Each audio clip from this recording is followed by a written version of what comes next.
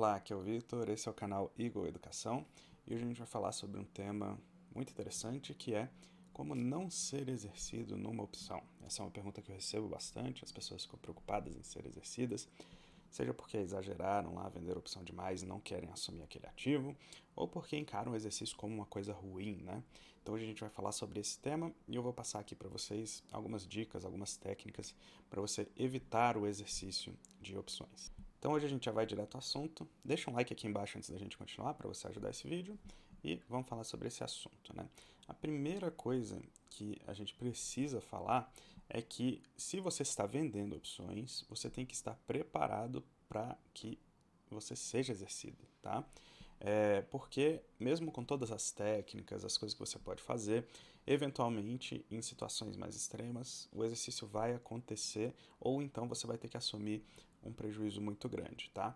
Então, toda vez que você for fazer uma opção, pense que você vai ser exercido, né? Considere esse risco como algo real e algo que realmente pode acontecer na sua carteira. Então a coisa número um quando você pensa nisso é não alavancar, né? Fazer suas operações com cobertura, ou seja, ações para cobrir calls, dinheiro lá em renda fixa para cobrir puts, tá? Então não fique descoberto, não fique alavancado, não venda mais opções do que você pode vender. Então essa é a primeira coisa de todos. O exercício pode acontecer mesmo com todas as técnicas que você souber e não alavanque, né? Invista disso, não alavanque, não corra riscos que você não pretende correr porque você acha que a opção vai virar pó, que a probabilidade é muito pequena. Considere que o exercício vai ocorrer. Segunda coisa que a gente precisa falar é que o exercício não necessariamente é uma coisa ruim, tá bom? Na verdade, para quem vende opções, exercício é uma coisa que já estava na sua conta quando você entrou naquela operação, tá bom? Então, se você tem uma ação, por exemplo, e você vende uma call, você está considerando que aquela ação você entregaria ela felizmente naquele preço do strike da call, né? Então, se a ação subir, bater o strike, ultrapassar, você entregaria aquela ação porque você entende que aquele preço para entregar a ação é um bom preço para fazer a venda, tá? Então, toda vez que você vende uma call, tem que ter esse pré-requisito por trás. Você tem que querer entregar a ação se ela ultrapassar aquele preço do strike que você vendeu a call. Quando isso acontece, a sua venda coberta cumpriu todos os seus objetivos, tá?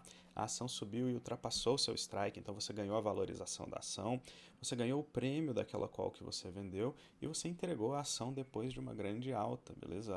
A venda coberta cumpriu seu objetivo, você realizou provavelmente um grande lucro em cima dessa operação, né, que dura apenas um mês, você pegou valorização, pegou prêmio, pegou um monte de coisa. Então, quando você é exercido numa call, não é uma coisa ruim, é uma coisa boa. Aquela operação, a venda coberta, deu o lucro máximo que ela poderia dar. Quando a gente pensa num exercício de put, ele também não necessariamente é uma coisa ruim, tá? Se você faz o básico, né, o antes de vender a put bem feito, é uma coisa boa, porque você vai assumir uma ação boa por um preço muito descontado, né, muito barata, e além disso você ainda recebeu prêmios para poder assumir essa ação, né? Idealmente, né, você recebeu prêmios vários meses e eventualmente um mês ela caiu e você assumiu ela depois de receber todos esses prêmios esses meses todos. Então, se você for exercido na put, em teoria também não é ruim, porque você recebeu muito prêmio, assumiu uma ação muito barata, uma ação de uma empresa boa que você já queria encarteirar, já queria ter ela na sua carteira.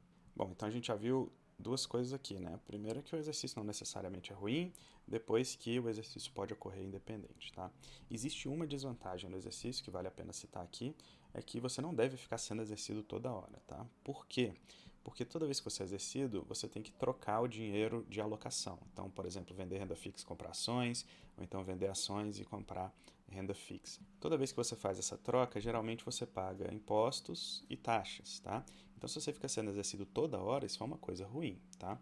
Não é a maneira de operar que eu ensino aqui para os meus alunos, para os meus seguidores aqui no canal e nem faço lá para os meus clientes da consultoria. Então, o exercício é uma coisa rara de acontecer, né? Ela acontece de vez em quando, eventualmente, quando tem um movimento muito forte da ação. Você não fica sendo exercido todo mês se você opera aqui mais ou menos como eu ensino, como eu opero. Então, beleza, tem essa pequena desvantagem, talvez você queira evitar essa desvantagem do exercício e queira evitar de ser exercido, né? Então, quais são as técnicas que você pode usar para evitar de ser exercido? Vou falar de dois vieses aqui, né? O primeiro, que é o mais eficiente, que é você fazer um trabalho prévio, né, antes da venda de opções, que é como todo mundo deveria fazer, e aí você evita o exercício previamente. Depois eu vou falar algumas técnicas do pós, né? Mesmo que você tenha feito todas essas coisas previamente, mesmo assim a ação se movimentou muito forte, você acha que vai ser exercido, o que você pode fazer aí para tentar evitar esse exercício, ou pelo menos postergar, ou ser exercido numa situação melhor do que você seria originalmente. Então vamos lá, previamente o que você pode fazer, né? Se prevenir é a melhor estratégia, tá?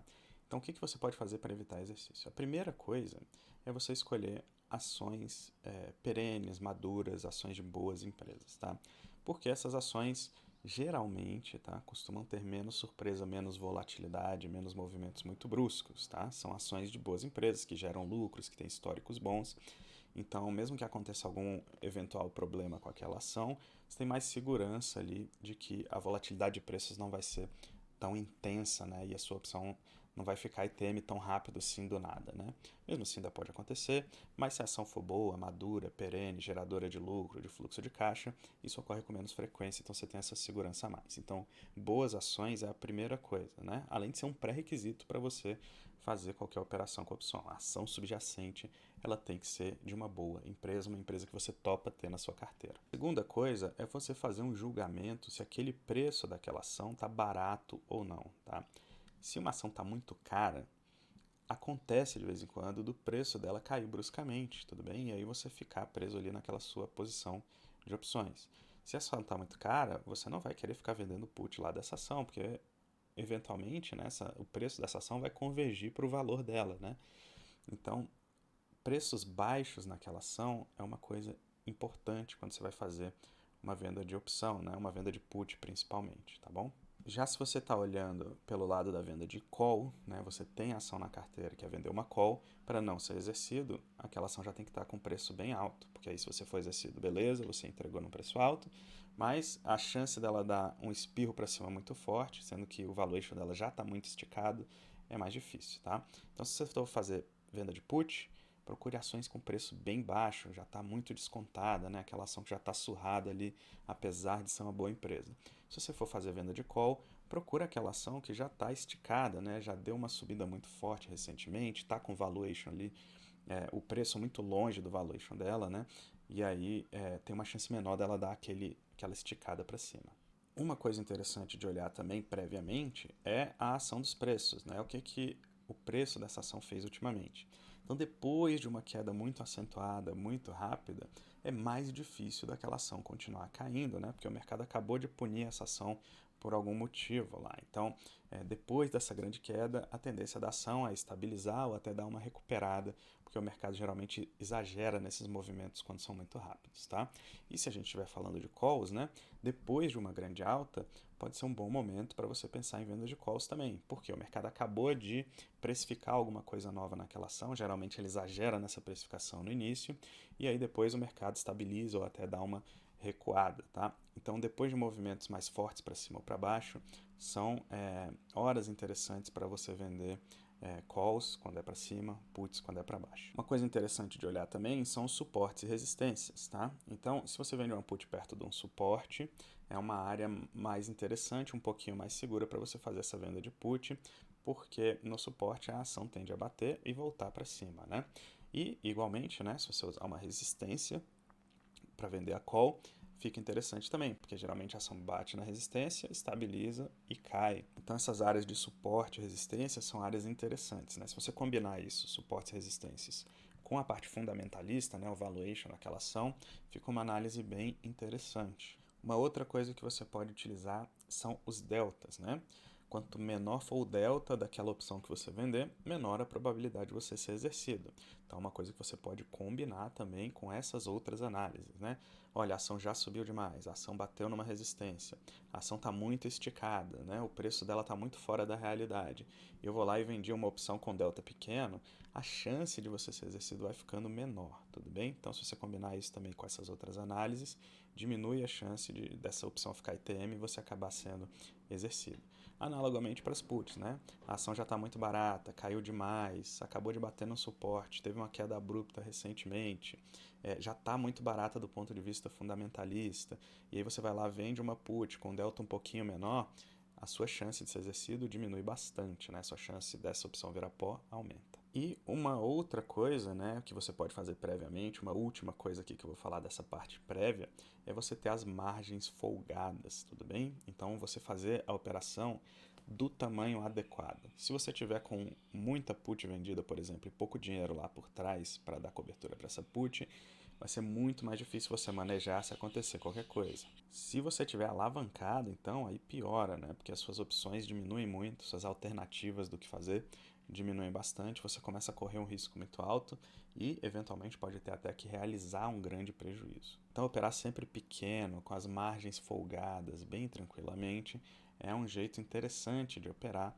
porque você acaba tendo mais margem ali de manobra, tá? E agora eu vou falar as formas, depois que já deu problema, né? Depois que já está tudo ETM lá, quais são as coisas que você pode fazer para tentar resolver esse problema. Mas antes de continuar, se você tem interesse em fazer renda com opções, primeiro link aqui na descrição, você vai parar lá num vídeo meu em que eu falo sobre o meu curso de opções, Aprenda Operações Estruturadas, didático, barato, objetivo, simples, os alunos entram, já conseguem fazer as primeiras operações rapidamente, depois me mandam bons depoimentos lá. Tem centenas de alunos satisfeitos com esse curso, eu realmente recomendo que você dê uma checada. Primeiro link na descrição aqui, vai para um vídeo onde eu te explico o que você vai aprender lá.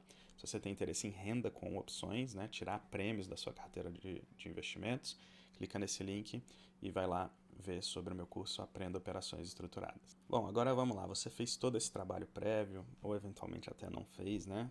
Mas está preso numa opção que está ITM, né? Como que você pode resolver isso? Então, tem algumas coisas que você pode fazer para tentar melhorar a sua situação e eventualmente até se livrar do exercício, tá? A primeira, mais comum, mais falada, é a tal da rolagem. A rolagem é basicamente você renovar a sua operação por mais um mês e geralmente recebendo mais prêmio para isso, tá? Por que isso pode, às vezes, te tirar de um exercício? Porque, às vezes, a ação fez um movimento e ela vai lá e recupera depois. Então, se você vender uma put, por exemplo, a ação foi lá, caiu bastante, mas aí o mercado viu que exagerou e a ação voltou a subir, né? E aí, se você tivesse sido exercido, estaria com a ação na carteira, mas se você rolar aquela opção, de repente a ação sobe e a sua opção vira pó, você fica só com prêmio, não tem que fazer o exercício, a troca de ativos, etc. Rolagem é uma operação bem simples, você compra a opção que está vendido e vende a opção do mês seguinte, né? Então, você zera essa posição desse mês e abre uma nova posição no mês seguinte. Geralmente isso é caixa positivo, ou seja, entra dinheiro no seu caixa quando você vai fazer isso. Tem algumas exceções, mas geralmente é caixa positivo. Bom, às vezes acontece da opção estar muito ITM e a rolagem não ser caixa positivo, né? Uma coisa que você pode olhar se é possível fazer é a rolagem para exercícios mais longos, tá? Então, ao invés de rolar para o mês imediatamente seguinte, você pode, de repente, rolar para 2, 3 meses para frente, eventualmente 6 meses para frente, para pegar um prêmio maior, ter mais tempo para aquela ação se recuperar, subir e a sua opção virar pó. Então, rolar para mais meses, né, é uma coisa que muitas vezes a gente nem olha essa possibilidade, mas pode ser uma possibilidade interessante, né? Se tiver mais prêmio nas séries seguintes, é uma coisa que você pode fazer, você ganha mais tempo para a ação se recuperar e você também acaba recebendo um prêmiozinho ali. Não é tão fácil fazer essa operação de rolagem para mais meses para frente, porque nem todas as ações têm muita liquidez para você fazer isso. Se você tiver um robozinho lá, tipo um FlexCam, um Profit, um PNT, alguma coisa assim, você consegue programar ele para ficar pregoando as ordens lá no book, nas opções mais para frente, e de repente você consegue fazer essa rolagem. Uma terceira alternativa que você pode fazer aqui, tá? É trocar de ativo, beleza? Então, você está vendido lá numa ação, você descobriu que a ação é ruim eventualmente, né? Não era uma boa empresa, quando você vendeu você não tinha visto esse vídeo ainda e aí acabou se metendo numa enrascada, né? Uma coisa que você pode fazer é trocar o ativo, tá? Então, você recompra as puts, por exemplo, que você vendeu de uma ação ruim e você vende puts de boas ações, tá bom? De ações que têm uma perspectiva de alta, né? De ações que você acha que vão subir e que você teria menos problema de encarteirar. Tá? Então, fazer essa troca é uma coisa possível também, né? Você vai lá, só tem que tomar cuidado para não aumentar o notional a sua exposição a risco, né?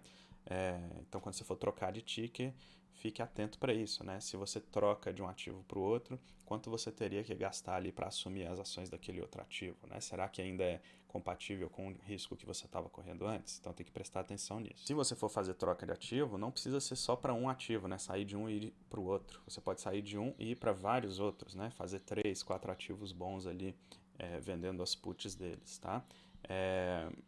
E à medida que essas puts forem virando pó, você vai se livrando desse exercício. Esse da troca de ativo é mais interessante para esses casos, né, em que você acabou fazendo com uma empresa que não era tão boa assim, ou uma empresa que piorou, era boa e piorou, né?